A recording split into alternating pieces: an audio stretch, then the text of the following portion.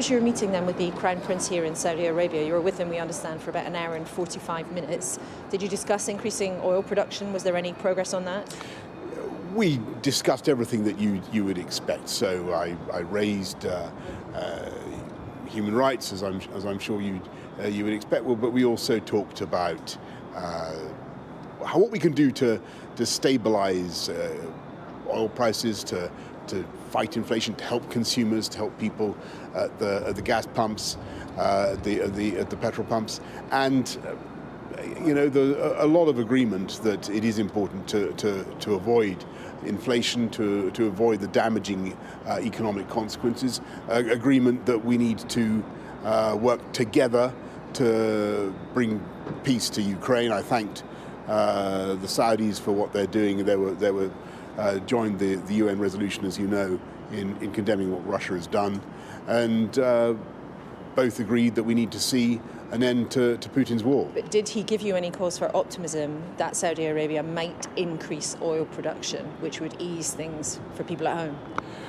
Yes, I think there's certainly an understanding that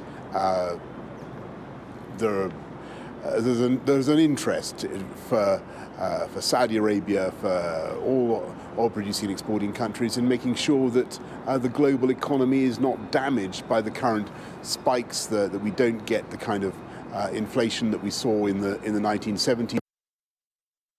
And so it was a very productive conversation. You said there was an interest. Would that mean any kind of decision to increase supply anytime soon? I think you need to talk to the Saudis about that. But I think there was an understanding of the need to ensure stability in global oil markets and gas markets, and the need to avoid damaging price spikes, and a strong global economy, a strong UK economy, which we've got, continuing with a strong UK economy, is very much in the interests of the oil-producing countries as well. And just finally, you say you raised human rights. There were 3 more executions announced by the Saudi government today while you were here on Saudi Arabian soil. Was that a difficult conversation? What did you say to him? Did you make your displeasure known, or was it a general conversation? Can you tell the public? I always raise human rights issues, as British Prime Ministers before me have done time after time. I think it's best if the details of those conversations are kept private. They're more effective that way.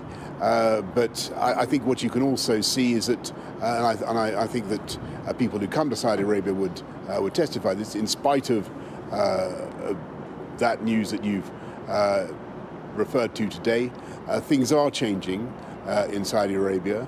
We want to see them continue to change, and that's why we see value in engaging with Saudi Arabia, and why we see value in the partnership. But without discussing specifics, did you express displeasure at what has been happening specifically? I expressed the long-standing view of the UK government, as you'd expect.